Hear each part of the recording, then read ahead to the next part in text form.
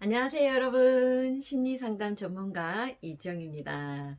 네, 지난 시간에요. 오늘은 여러분들과 콩쥐 이야기를 해보려고 하는데요. 예, 지난 시간에는 제가 콩쥐라는 사람들이 집안에 착한 공쥐가 아니라 콩쥐들이 좀 있다고 했죠. 콩쥐로 살아온 분들이 많고 저 역시도 그랬고요. 그래서 그런 콩쥐들이 어떤 모습을 갖고 있는지, 그래서 내가 콩쥐로 살아왔었나 그것을 좀 들여다 보실 수 있게 그런 내용들을 다뤄드렸었어요. 그래서 오늘은 그 콩쥐의 특성을 기반으로 해서 지난 시간에 예고해드린 대로 우리 이 불쌍한 콩쥐들, 착한 콩쥐로 살아온 그 콩쥐의 삶을 끝내는 방법, 끝내는 방법, 단호한 마음이 필요해서 제가 오늘 센 언니 뿜뿜하는 이런 옷차림으로 이 영상을 한번 해보려고 합니다. 네.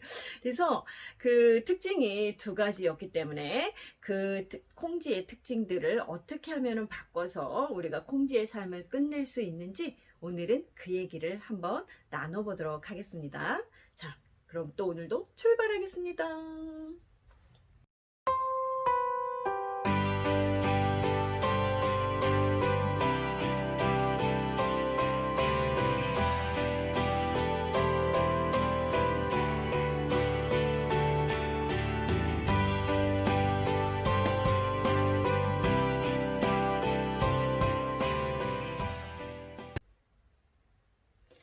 네, 그러면 본격적으로 본론에 들어가서 콩쥐의 삶을 끝내는 방법을 오늘 나눠볼 건데요.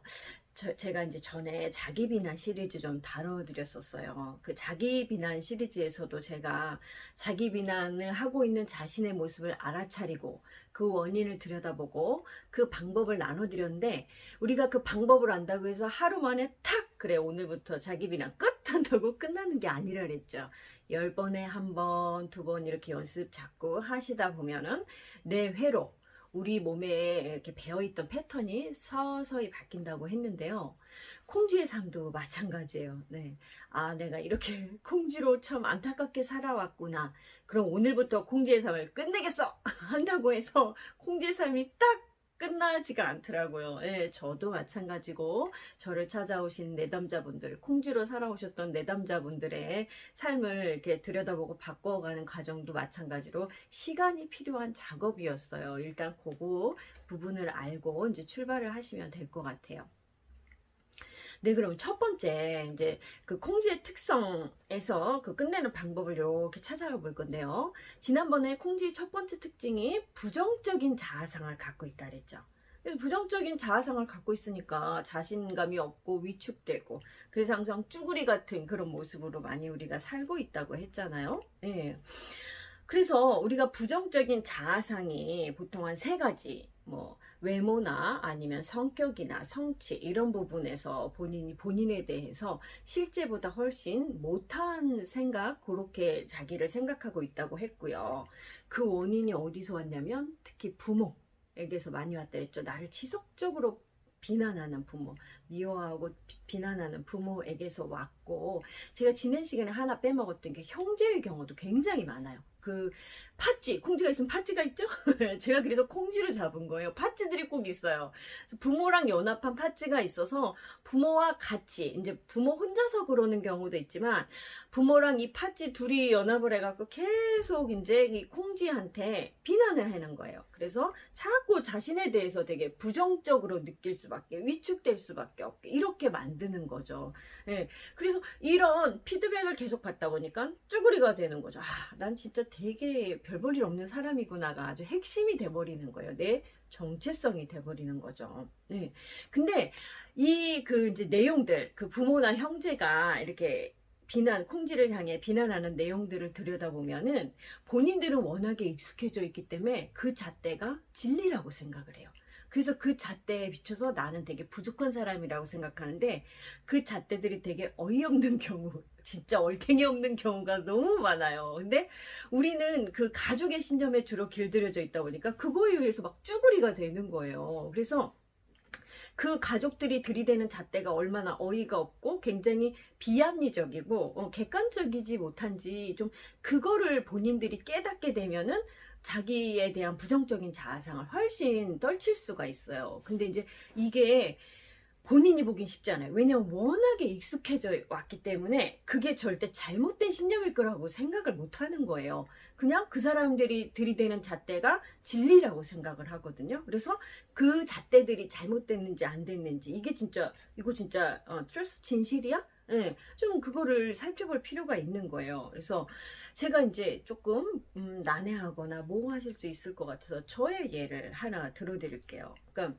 저 같은 경우는 이제 이혼하고 다시 원가족으로 들어갔단 말이에요. 원가족으로부터 나와서 살라고 저희 교수님이 맨날 얘기하셨는데 역시나 저도 다시 원가족으로 들어갔어요. 익숙한 곳으로 들어가는 곳이죠. 그곳에서 이제 엄마 아빠 같은 경우는 어렸을 때는 좀 비난을 하시고 그랬지만 이제 근데 저희 부모는 비난보다는 짜증이나 화를 많이 표현하는 사람들이었어요. 근데 저한테 이제 비난을 많이 했던 사람이 파치 역할을 하는 동생이었죠. 이제 원가족으로 돌아갔을 때는 저희 딸아이도 있고 이런데 항상 저희 딸아이 앞에서도 저를 막 무시하는 비난들을 서슴지 않았어요.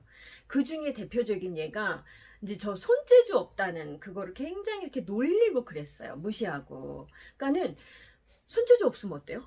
저는 손재주 없는 게 창피하다고 생각한 거예요. 그렇게 계속 비난을 하면 그거에 길들여져서 아 나는 손재주가 없는 사람이고 손재주가 없는 건 창피한 거구나. 근데 저의 멘토 역할을 하는 선생님이 손재주 없으면 어때요?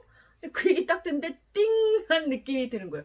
그러게 손재주 없는 게 뭐가 문제고 뭐가 창피한 거지? 그냥 비난을 하고 무시하니까 그게 맞는 거라고 생각을 하고 받아들이고 있었던 거예요.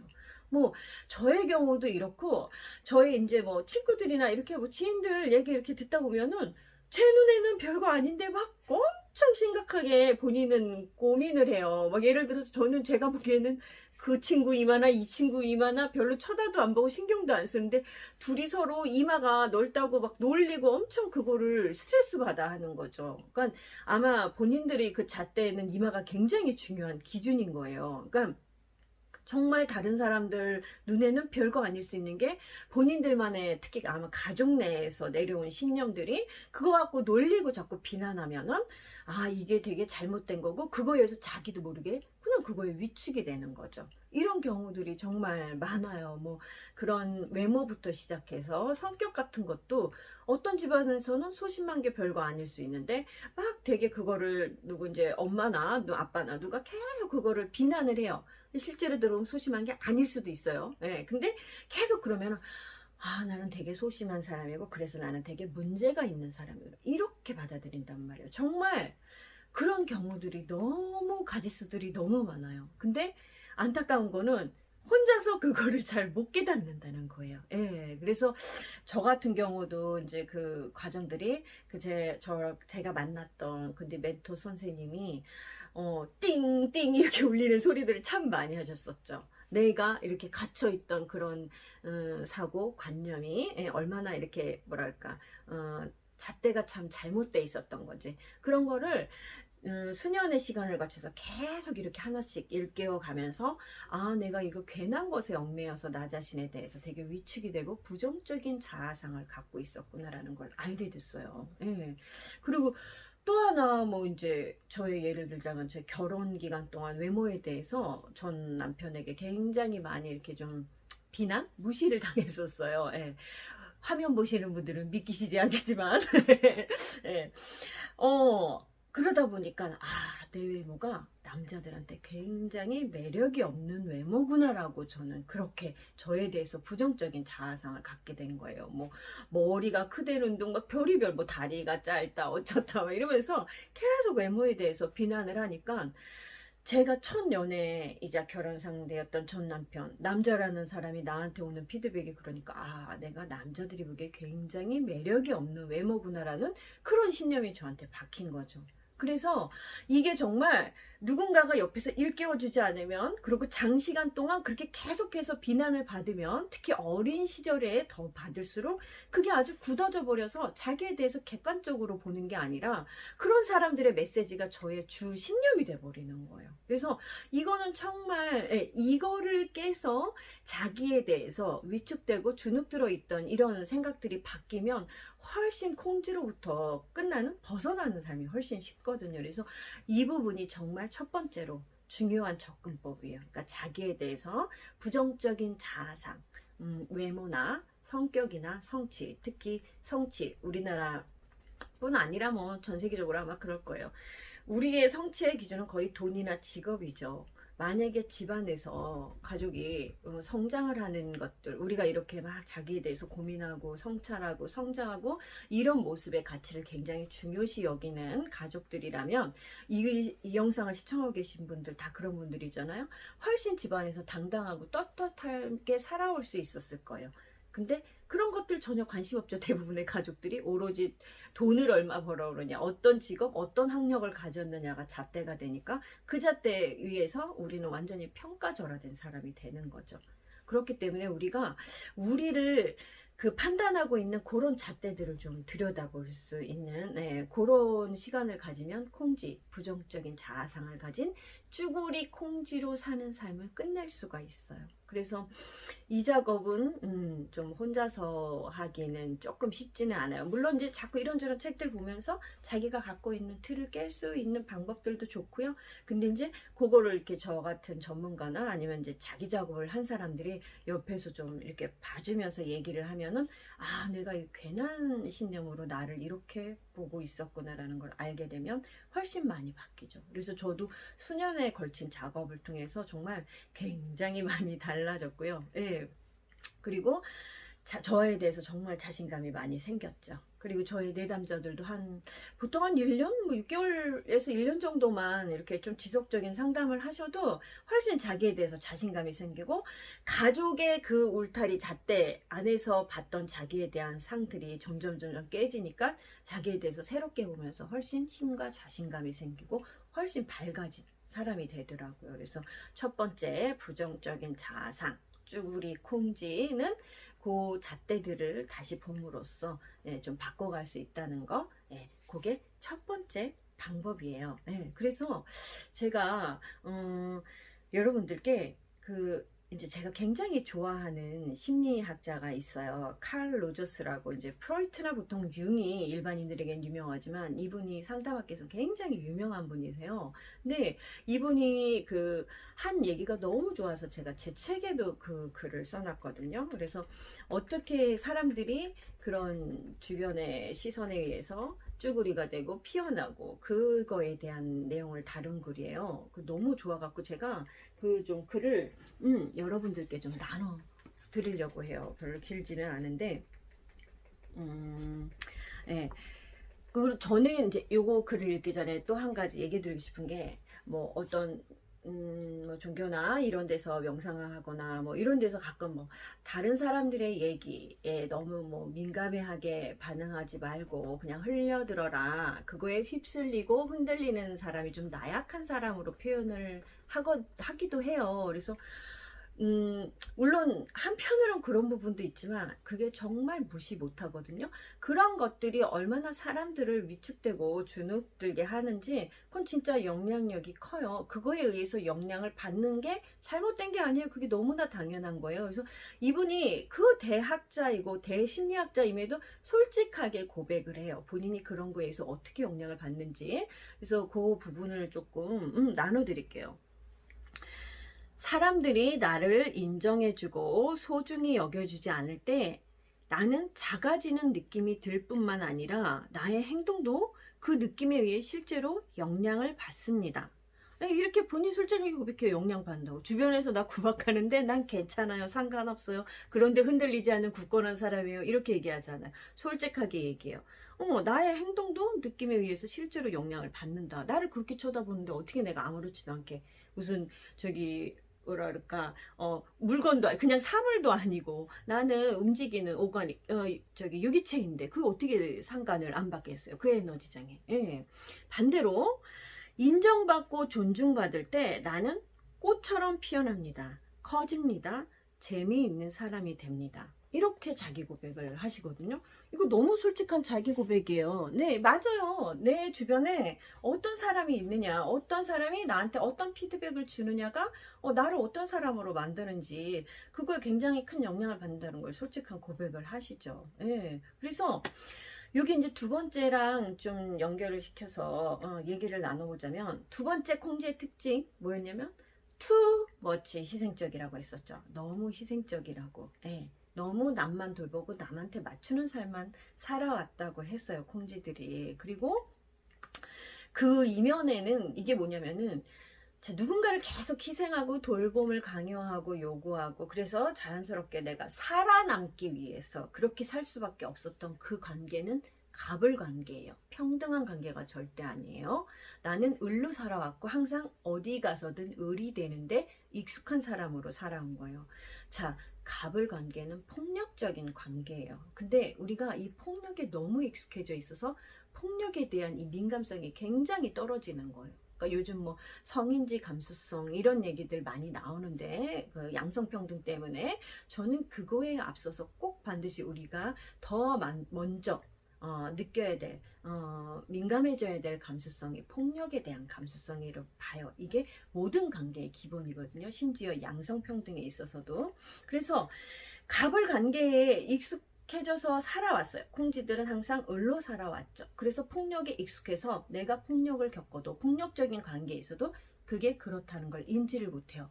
두 번째로, 그래서 콩쥐의 삶을 끝내는 법. 네. 끝내려면 우리가 폭력을 알아차려야 돼요. 폭력을 알아차려야 폭력에 대해서 이제 느끼고 얘기를 할 수가 있게 된단 말이에요. 네. 그래서 우리 주변에 굉장히 큰 폭력의 모습도 많고 작은 폭력들의 모습도 많아요. 큰 폭력의 모습 예를 한번 들어보자면, 이거 정말 부모님들이 많이 하는 폭력 중에 하나인데, 자녀의 직업이나 연애, 커플 관계에 끼어들어서 본인들의 뜻대로 좌지우지 하려고 해요. 이거 정말 끔찍한 폭력이에요. 굉장한 폭력이에요.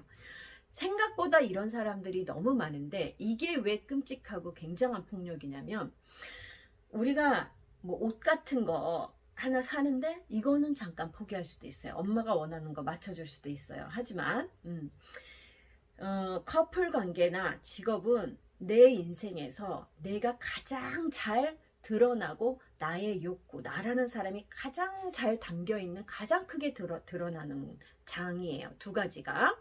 근데 그거를 부모가 들어와서 자기 멋대로 자기가 원하는 잣대대로 그거를 자녀에게 맞춘다는 거는, 자녀가 자신의 자기됨을 짓누르고 그 뭐랄까 어마어마한 그 폭력이죠. 예, 그 어마어마한 폭력을 부모들이 휘두르면서 본인들이 휘두르고 있다는 것도 모르는 거예요. 그래서 이 두 개 크게 당하면 거의 우울증이 온다고 볼 수 있어요. 커플 관계나 직업에서 부모가 자기들 뜻대로 좌지우지한다? 이거는 어마무시한 폭력이죠. 정말 끔찍한 폭력이죠. 근데 이것도 자녀들이 굉장히 익숙해져 있어서 많이 당하는 폭력이에요. 예.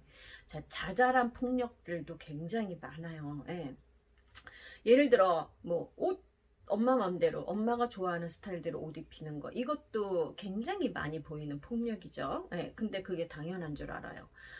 그리고 너무나 당연하게 아이들한테 많이 행해지고 있는 거, 아이들, 유아기 아이들한테, 어른들한테 뽀뽀하라고 시키죠. 왜 뽀뽀하라고 시켜요? 뽀뽀는 자기의 신체, 그리고 자기의 마음이 담겨서 하는, 내 몸으로 드러내는 행동이거든요. 근데 그거를 아이들이 원하는지 안 원하는지 안 물어봐요. 그냥 강압적으로 시켜요. 삼촌한테 가서 뽀뽀해, 뭐 누구한테, 이모한테 가서 뽀뽀해, 고모한테 가서 뽀뽀해, 할아버지한테 뽀뽀해, 막 시켜요. 엄청난 폭력이에요. 저도 이게 당연한 줄 알고 살아온 게, 이게 폭력인 줄 몰랐던 거예요. 우리가 일상적으로 생각하는 뽀뽀는 내가 좋아하는 사람한테 내가 주체적으로 하는 행동이란 말이에요. 근데 아이들한테는 왜 함부로 막 시켜요? 예. 우리가 이런 폭력들을 너무 당연시 폭력이라고 생각 못하고 살아왔어요. 예. 그리고 뭐 채롱불이라고 하는 것도 너무 많이 시키죠. 아이들은 시키니까 하는 거예요. 지가 좋아서 하는 아이들도 있지만 하고 싶지 않은데 하는 아이들도 너무나 많고, 심지어 엄마가 시켰는데 안 하면 막 나중에 화내거나 망신 주거나 창피 주거나 이렇게 폭력적으로 하는 엄마들도 또 있어요. 예. 이것도 너무너무 심각한 폭력이에요. 그리고 또 제가 많이 보는 폭력 중에 하나가, 아이들끼리 싸움했을 때 화해시키는 거, 부모가. 그거 누구 마음 편하려고 화해시키는 거예요? 아이들 마음 편하려고 화해시키는 거예요? 아이들은 화해 안 원할 수도 있어요. 나는 제가 아직도 꼴보기 싫고 쟤한테 화가 나 있을 수도 있거든요. 근데 본인들이 싸움했으면 화해하는 게 정답이야 라는 본인의 신념하에 아이들한테 강제로 화해를 시키는 거예요. 하기 싫은데 억지로 막 손 내밀고 사과하고 이래요. 이것도 폭력이죠. 어마어마한 폭력이죠. 그러니까 우리는 주변에서 이런 폭력에 너무 길들여져 있어서 이게 폭력적이라는 것도 생각을 못해요. 저 역시도 마찬가지로 그런 것들에 대해서 굉장히 무뎠었죠. 예. 저희 집에 최근에 얘기를 하나 해드릴게요. 저희 아버지가 저희 딸아이한테, 손녀죠, 외손녀, 딸아이한테 몇 년 전부터 딸아이가 이제 이렇게 외갓댁에 가면 본인한테 할아버지 보고 싶었어요라는 얘기를 하라는 거예요. 그래서 저도 몇 년 전에는 뭐 아빠가 항상 어렸을 때부터 해왔던 얘기가 아빠가 얘기하면 무조건 네라고 하라고 노예화 교육을 시키셨어요. 네. 그래서 그게 당연한 건 줄 알았고 제가 깨어있지 않으면 이게 순간순간 넘어갈 때가 많아요. 그러니까 딸아이한테서 그렇게 했을 때 처음에는 그냥 저도 가만히 있었어요. 근데 어느 순간 야 이것도 폭력이네. 아이가 원하는지 안 원하는지 물어보지도 않고 그냥 할아버지가 본인이 듣기 좋은 소리니까 딸아이한테 하라고 하는, 손녀한테 하라고 하는 거. 그래서 제가 딸아이한테 물어봤어요. 너 이거 하고 싶은 거니? 하기 싫은 건데 하는 거니? 물어봤더니 하기 싫다는 거예요. 그래서 제가 하기 싫으면 하지 마. 안 해도 돼. 라고 얘기했어요. 그 다음부터 딸아이가 안 했죠. 예.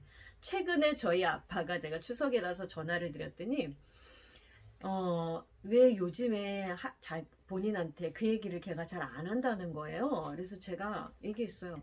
아빠, 진심이 담겨 있지 않은데 그걸 왜 그렇게 받으려고 하시냐고. 근데 아빠가 항상 얘기하면, 네, 알았어요. 네, 얘기할게요. 라고 하던 딸아이가 반문을 하니까 당황을 하시더라고요. 예. 근데 제가 오늘 아침에 이렇게 여러분들과 나눌 얘기를 정리하다 생각해보니까, 나 그것도 좀 돌려서 얘기했네. 그냥 저희 딸아이가 하기 싫대요 라고 얘기할 걸 그랬네. 그 생각이 들더라고요. 예, 딸아이가 싫으니까 아빠한테 할 필요가 없다라는 거 아마 못 받아들이실 거예요. 워낙 그 생각이 오래 바뀌어왔던 분이라. 하지만 그 딸아이의 의사를 전달할 수 있고 이제 그 사이에 이렇게 제가 좀 얘기를 더 나눌 수가 있죠. 그 부분에 대해서. 그래서 정말 가족 내 들여다보면은 이런 그 어른들이 어른이라는 이유로 이 자식들한테 행해지는, 혹은 그 어른들한테 배운 것을 그대로 또 형제들 사이에서 일어나는 그런 폭력들이 너무 많아요. 그래서 우리가 이제 좀 이런 폭력에 대해서 요즘 다행히 다른 책들이 많아요. 뭐 감정폭력이라는 책도 있고. 그래서 좀 그런 것들, 뭐 저의 영상을 보셔도 아마 조금 이제 좀 그런 부분에 대해서 조금 더 이제 느낌이 생기실 거고, 감수성이. 예. 그리고 그런 책들을 통해서 폭력에 대해서 민감해지면 우리가 이제 나한테 그런 폭력을 행사하는, 내가 콩지로 살면서 파치나 아니면 부모님들이 나한테 그런 폭력을 행사하는 것들에서 지금 내가 겪고 있는 게 폭력이구나. 그러면 난 이거에 대해서 표현을 해야 되겠다. 이렇게 좀 방법을 달리할 수가 있죠. 예전에 계속 당해왔던 사람이라면 그것에 대해서 얘기함으로써 바꿀 수가 있죠. 근데 이게 이제 부모들이, 저희 집은 그래도 얘기를 하면은 좀 이게 대화가 접수가 되는 집이에요. 그러면은 대화를 해서 조금 방향을 바꿀 수가 있죠. 다른 방법으로, 이제까지 왔던 그런 폭력들을 다른 방법으로 바꿀 수가 있는데, 그게 안 되는 집들이 있어요. 계속 본인식의 폭력을 계속 가해야 되는 부모들이 있어요. 형제들이 있고요. 그러면은 저는 여러분들께 권해드리는 방법이 거리두기, 아니면은 뭐 아예 몇 년 동안 연락을 끊는다든가, 이런 방법도 정말 권해요. 예. 예전에는 가족들과 사이가 안 좋거나 뭐 아예 연을 끊고 지났는데 이걸 되게 수치스럽게 여기고 창피하게 여겼어요. 전혀 그럴 일이 아니에요. 요즘에 다행히 이 심리 쪽 정신과 의사들이나 이런 분들이 이런 얘기들을 좀 다행히 많이 하더라고요. 그래서 사람들의 생각이 조금 바뀌지 않았을까 싶은데, 저 역시 마찬가지예요. 이런 폭력적인 관계, 특히 가족이 더 폭력적인 경우가 너무 많아요. 그래서 이런 관계들은 거리를 최대한 둬서 만남의 횟수를 최대한 줄이거나, 아니면은 좀 관계를 뭐 몇 년이든 뭐 이렇게 끊는 방법을 통해서 좀 내가 폭력의 사이클로부터 벗어나서 내가 좀 나를 더 잘 챙기고 힘이 있는 사람이 될 때까지 관계를 끊거나 거리를 두는, 그런 방법도 굉장히 좋은 방법이에요.